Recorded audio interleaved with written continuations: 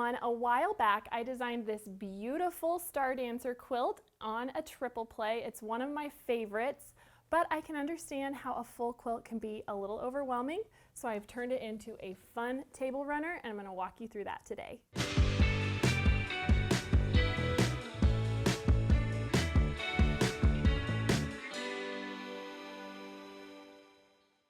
So my goal in turning this into a runner is to get you guys addicted to making these stars so that you won't be afraid to make this beautiful quilt behind me, because you'll see once you get started, these are super fun to make. It's a great project where maybe you just make one every day before you get started on your other sewing, and pretty soon it will all come together in this beautiful quilt.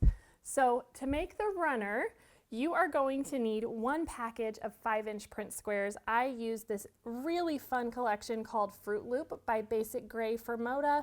It's all these great brights with a little fruit motif thrown in there. You're also going to need 1 yard of background fabric.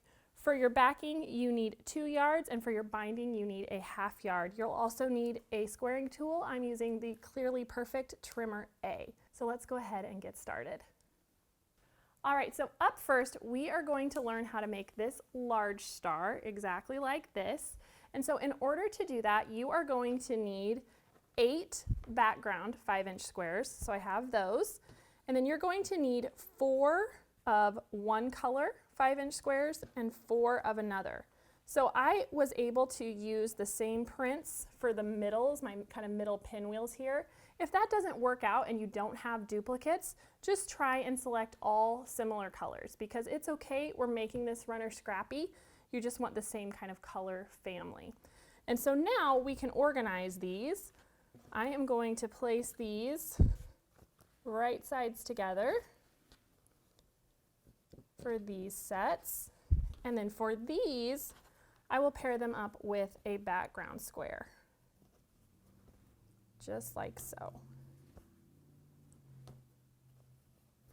And then these will be our corners at the end. And so every single one of these sets, I'm going to make the exact same way. So that is by drawing a line corner to corner. And so I am just going to take my pencil here and mark that center line, and you're going to do that on the lightest of all of your fabrics.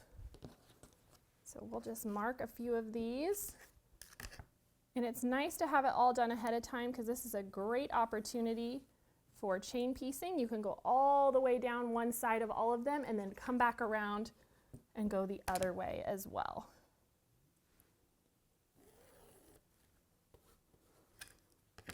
All right.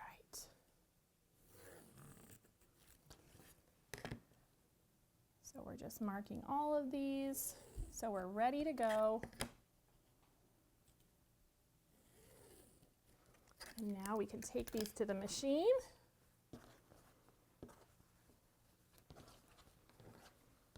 Okay, so now I am just going to sew down one side. I'm lining this up so that that drawn line is on my 1/4 inch mark. So I'm stitching a 1/4 inch away from that. And I'm just going to go all the way down one side. And then I can flip this around. If you were chain stitching, you'd do more than one, obviously, but I have some of these ready to go. So I'm just going to do this one.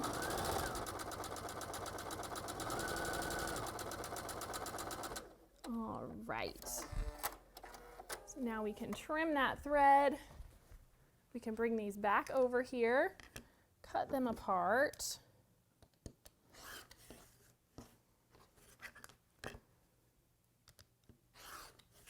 And then we are going to square these to 4.5. That is the size we're looking for. So on my Clearly Perfect slotted trimmer, I'm going to line up my stitch line with the dashed line on this ruler here. And go ahead and trim this off. And I like to get those little notches as well. So there is our first one, and let's trim one more, lining up that stitch line. Sometimes I can slide it all the way to one side, and I think I can on this one. Save me a little bit, one cut fewer. There we go. All right. So now let's press these open.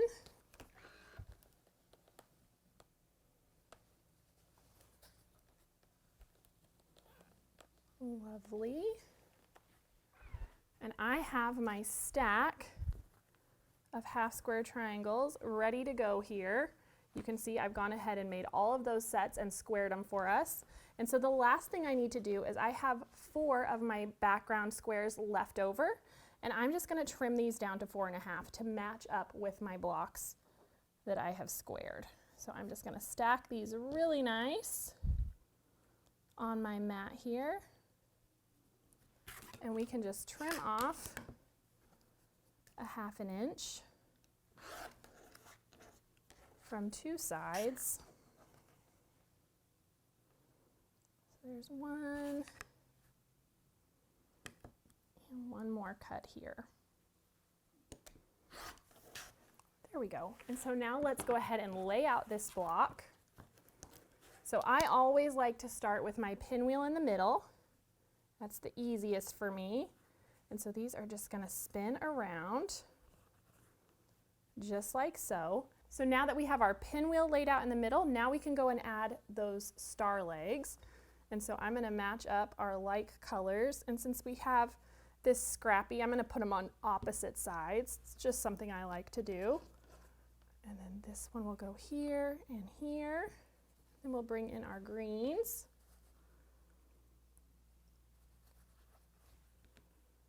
Just like so.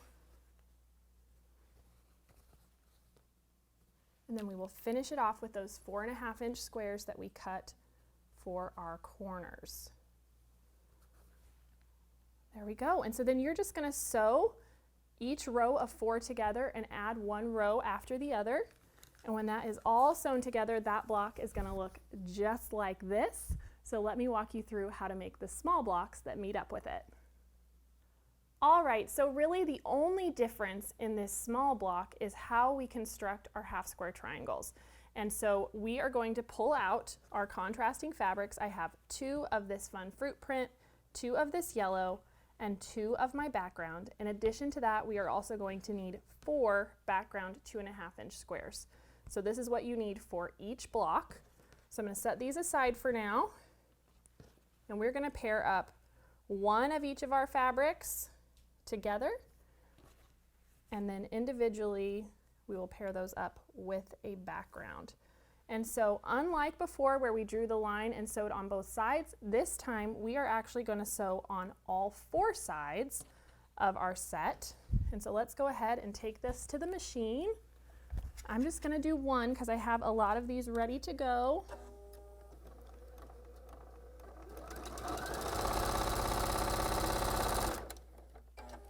So I'd like to sew and then just pivot off the edge.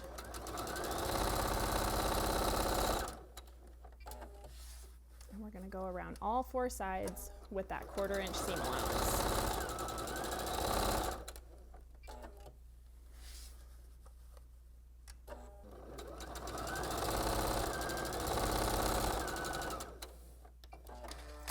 All right. So we have done that. You'll repeat that exactly the same way for your other 2 sets of 5 inch squares. And now we are just going to cut these corner to corner in both directions. And this is the part I really like to walk you through. So in order to have these match up with our large blocks, we need to trim these to 2.5, which looks like you're cutting off a lot. And so I know for a lot of people it's like, ooh, is that right? It is. This is just the easiest way to do that when you're using these pre-cuts. And so we will just trim off that extra. And it's especially important on these smaller blocks to get rid of those little tabs and eliminate as much bulk as you can. And so that is what you're looking for, a bunch of these little 2.5 inch half square triangles. And so I have them all ready to go squared up here. So here is our fruit print with the background, our yellow with the background, and the 2 together, and then our 4 2.5 inch squares that we had at the beginning. And so again, the layout, I start with that pinwheel in the middle, And we're just gonna build out from there. So we'll match up our yellows to our yellows.